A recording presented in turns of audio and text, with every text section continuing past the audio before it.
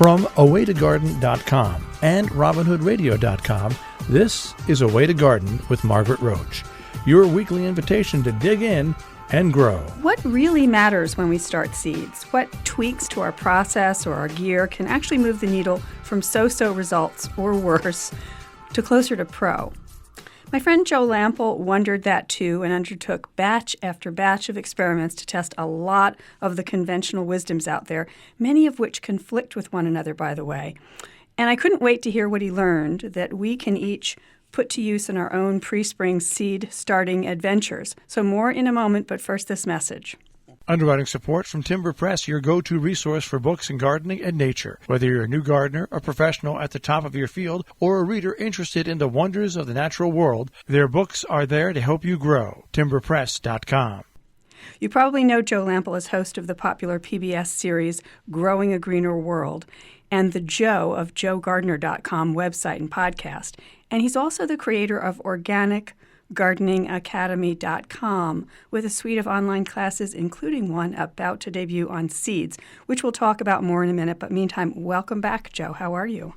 Margaret, I'm fine. I'm trying to hang in there, but I'm doing great. Thanks for having me. I'm surprised you have anything left in you after trialing all those damn seeds. So, oh, he's a giddy boy.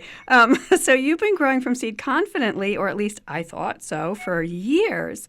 Right. And then you sort of went wild this last year with these extra trials. And I mean, I would look at your Instagram photos and videos, and you were like in this jungle of seedlings. And there was somehow, however, a method to the madness. So tell us the truth. How many seedlings did you grow? And explain sort of the mad scientist process that went into preparing to do this course on seeds.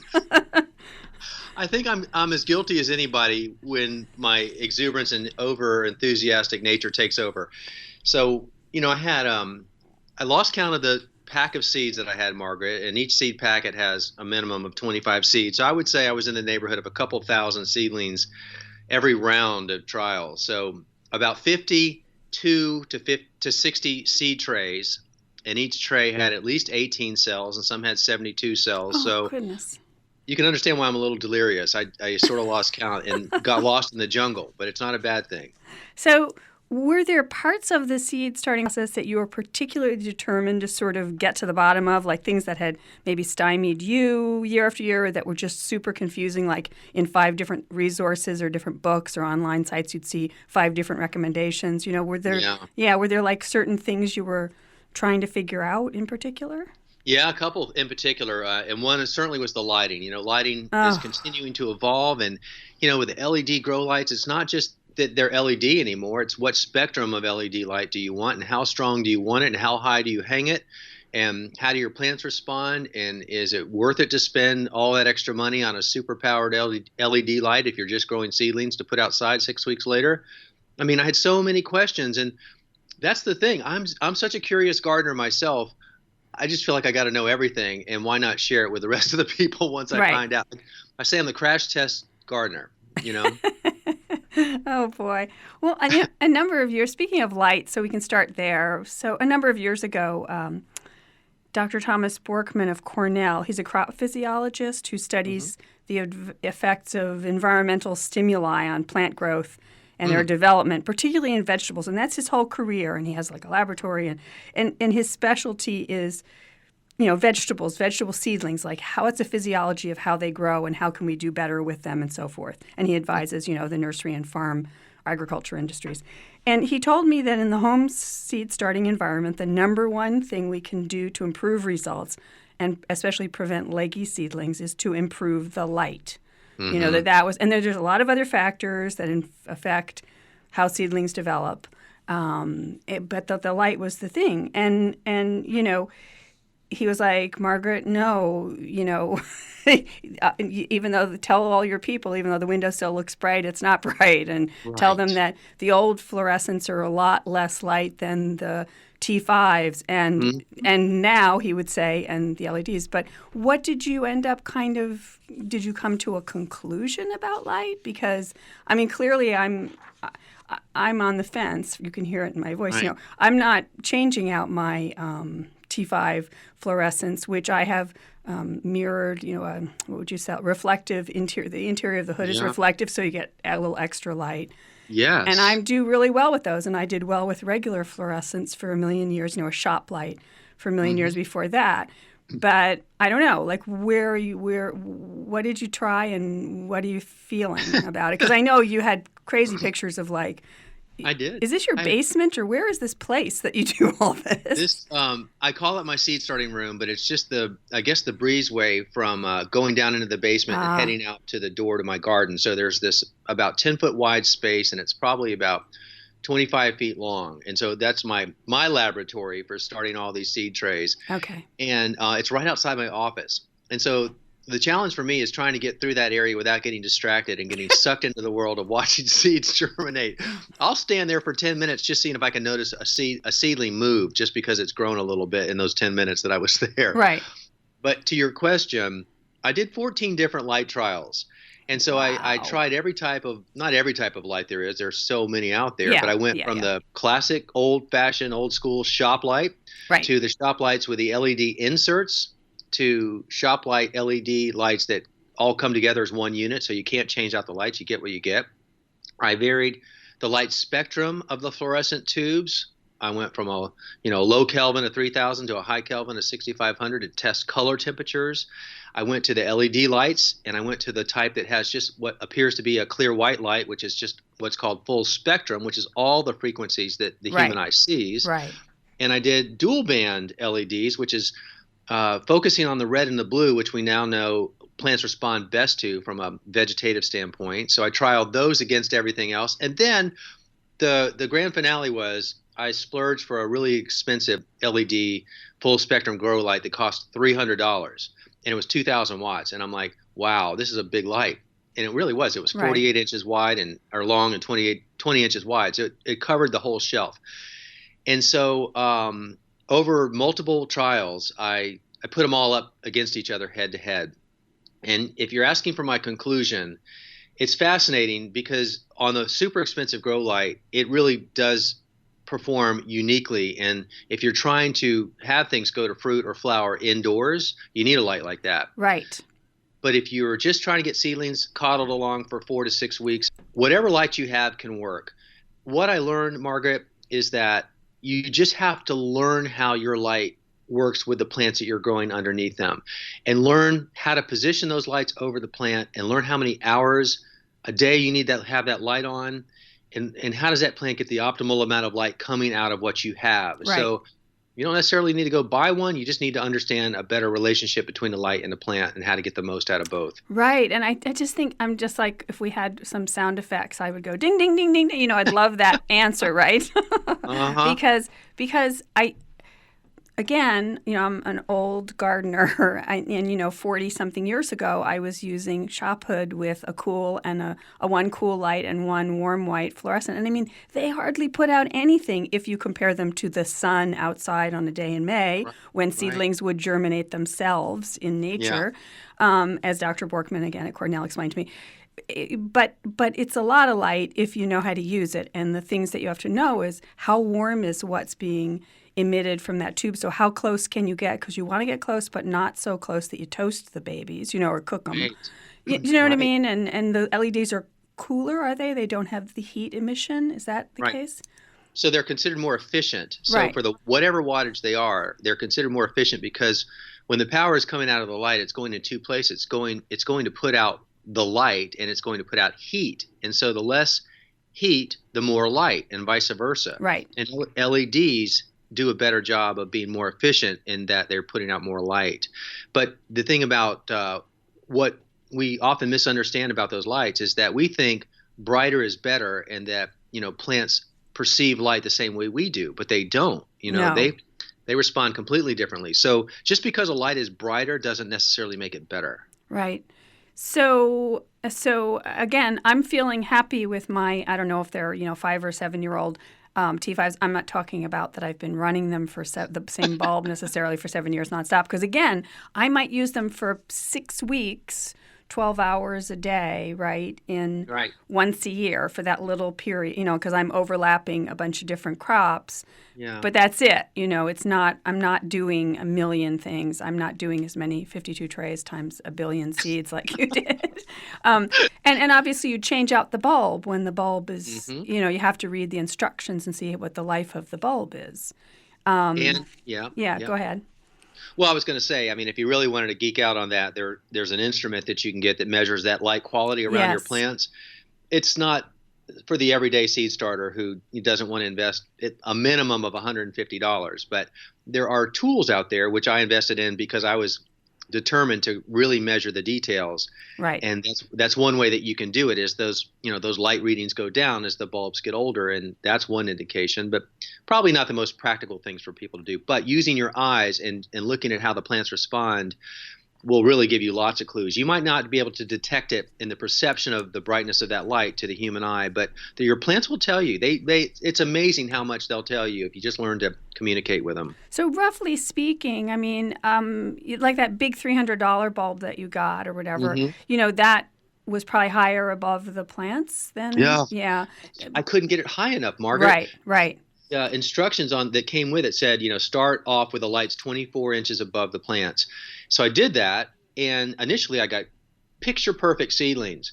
But the longer those seedlings were under those lights, the more they showed that they were uncomfortable. They weren't responding as you would expect. They weren't filling out. It's almost like they didn't want to grow anymore. They didn't want to get any closer to the light. Right. So that's an example of, paying attention to your plant response to the light. And so I raised the lights up, and the plants responded favorably to that. But as the plants got taller, they again kind of shut down, and then they showed other symptoms that told me the light was too bright. And so the bottom line on that, Margaret, I just couldn't get the plants far enough away from the light. Right. Not in your home environment in this seed room. Right. Yeah. So a lot of listeners probably have either plain fluorescence in a shop hood, or like I have the smaller, more higher output fluorescence, the high output fluorescence like T5s. How close or far away would you say those would be? Because I've always kept them within a couple of inches of the tops of the plants. Do you know what I mean? Yes, right, Yeah. Exactly. So it depends on the light, of course, but a HOT5, which is what you have, should not sit as close to the tops of the plants as the traditional fluorescent, because it does put out a little more heat and it is more efficient. So you can't tell that from looking at it, but you will tell from the plant response. So my sweet spot above the tops of the plants on my HOT5s was about 6 inches above the top of the foliage. Cool. Okay, great. I'm happy to know that. Which is about 5 inches higher than the classic T12 fluorescent lights. Right, which are really close. We put those really close. Right. Yeah. So let's just move on. I mean, there's lots to learn, and again, you're going to have this whole course coming up, and we'll tell people about that. But that includes more on lighting, I'm sure. But just so we don't use up all our time on lighting, I mean, watering is another thing that confounds people and also can cause a lot of problems. And especially the combination of, I think, and again, this was from the doctor, the professor at Cornell, and he was like, if you're using a heat mat, a propagation mat, he said the reason they call it a germinating mat is it's only for germinating. Get the seedlings out of there the minute they poke up. Don't, and get that dome off. Don't cook them. Especially get the heat mat out away if you've got that dome on. I mean, because you're causing this horrible, conducive to disease, et cetera, like steam bath, right? I mean, it's That's right. That's exactly. He's saying all the right things, but that heat mat is there just to aid with germination. Correct. And it speeds up the germination time by anywhere from a day to several days, because plants have an ideal germination range, and if you can get the ambient temperature or the soil temperature closer to that range that they prefer, they're going to germinate faster. But once they germinate, I remove those humidity domes right away, because absolutely, if you don't, you trap too much humidity around the base of the plant, and then they're subjected to a fungal disease called damping off, and that's the number one killer with young seedlings, and it comes from too much moisture around the base of the plant. Right. So, yeah. Right. So it's not like we want to have them in like this terrarium, for goodness sake. Right? Right. Like no N-O. Right. Not ferns. But you see pictures all the time of online and stuff of like seedlings growing in these, again, it's like a terrarium with the hood on, and it's crazy. Yeah. That's not best practices for starting seedlings. By contrast, I see in your pictures you got fans going in the place, don't you? Absolutely. For the very reason of helping to ward off that condition of damping off. Because if you can keep air moving across the base of the soil right where those seedlings are, you greatly reduce the risk that you're going to have any sort of fungal disease. Plus, air circulation, period, is good to have around plants, and so it doesn't hurt to have those fans there. I highly recommend. I put those on the must-haves list of things that you need when you start your seeds. And they're not on high, like blowing the plants over. Right. It's just kind of moving the air gently around the room.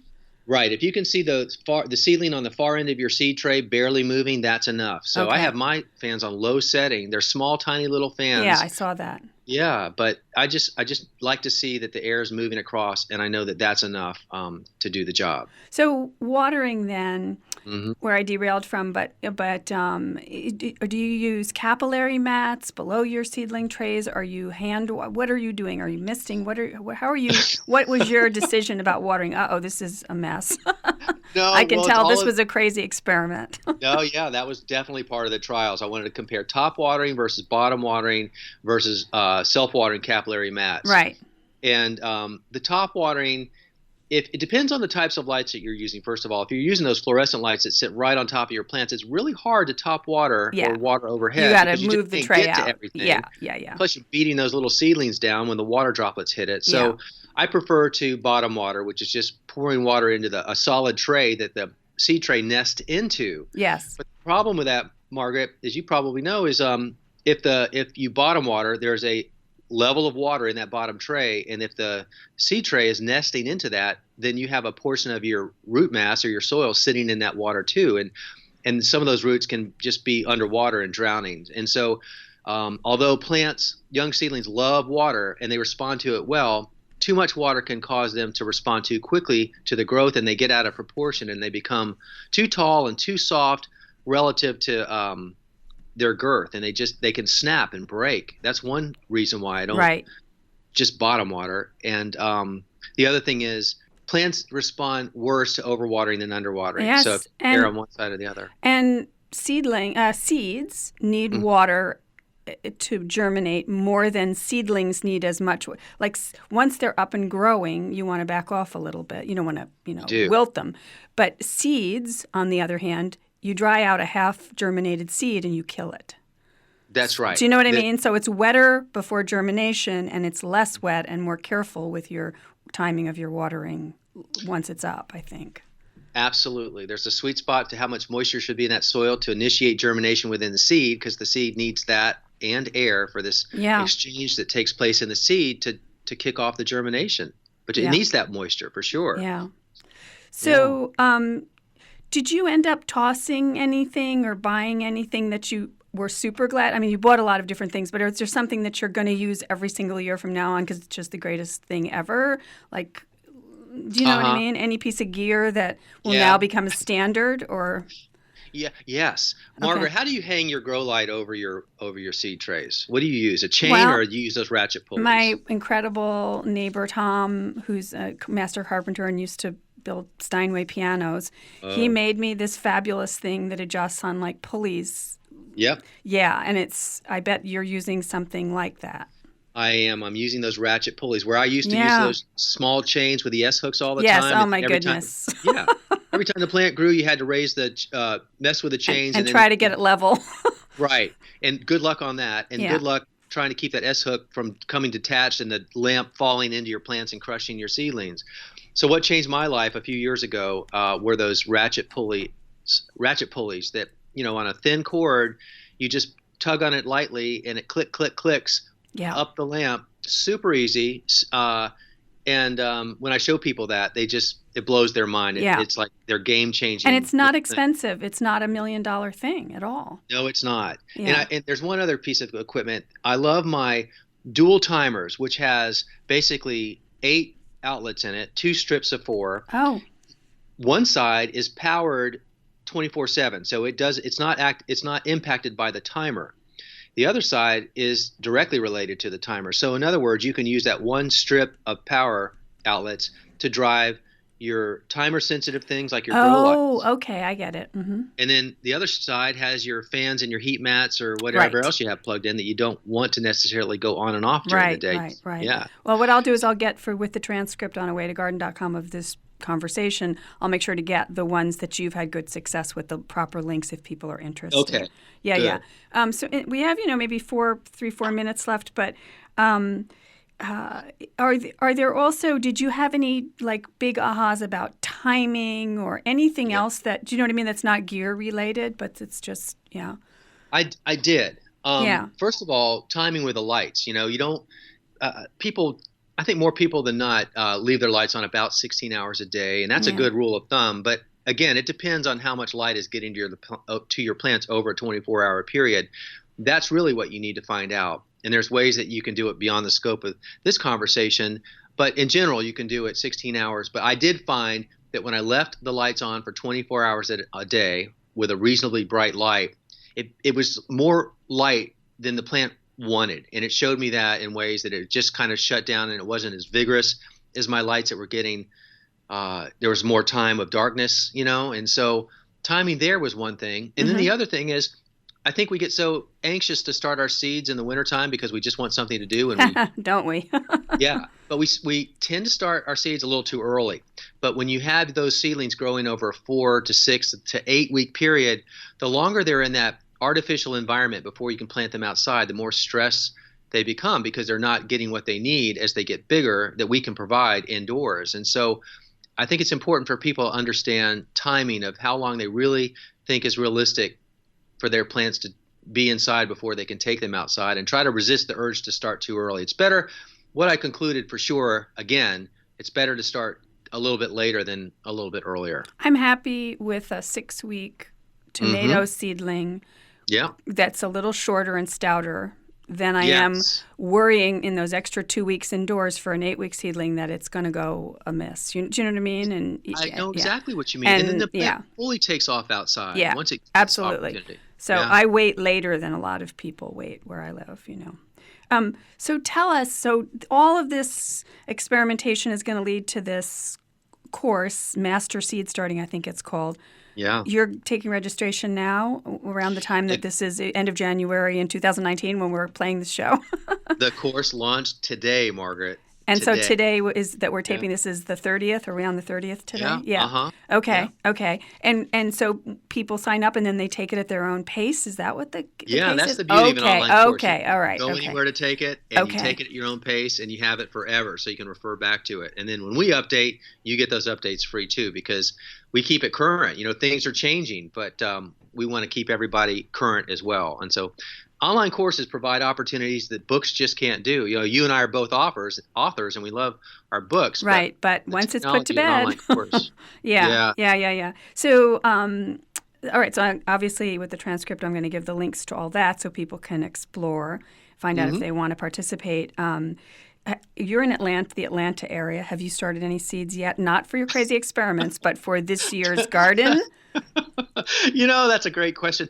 Besides the thousands that I've started already for the course, right. I'm going to start around March 1st. I'm going to give myself a breather and start March 1st. I had a momentary thought of just taking a break this year. Now that I've done all these seedlings, I can't do it. I love starting seeds, and so I'll be back at it March 1st. Okay. Well, Joe Lampel, now the creator of Master Seed Starting course, in addition to all his other accomplishments, Growing a Greener World, and books, and joegardner.com and the Joe Gardner podcast. Thank you so much for making the time. And I'm not laughing at you. I'm laughing with you because I know how it feels to be crazy about We're plants. In a pod, Margaret. I know we are separated at birth, separated at germination. I'll talk to you soon, Joe. All right. All right. Thanks. Underwriting support from Timber Press, your go-to resource for books in gardening and nature. Whether you're a new gardener, a professional at the top of your field, or a reader interested in the wonders of the natural world, their books are there to help you grow. timberpress.com. And I hope I'll talk to all of you again soon, too. Now, don't miss an episode. You can subscribe free to the podcast version of this show on Stitcher or Spotify or iTunes. And you can find me anytime at awaytogarden.com or on Facebook and on Instagram as @awaytogarden. Happy gardening meantime. A Way to Garden with Margaret Roach is a joint production of awaytogarden.com and the smallest NPR station in the nation, Robin Hood Radio.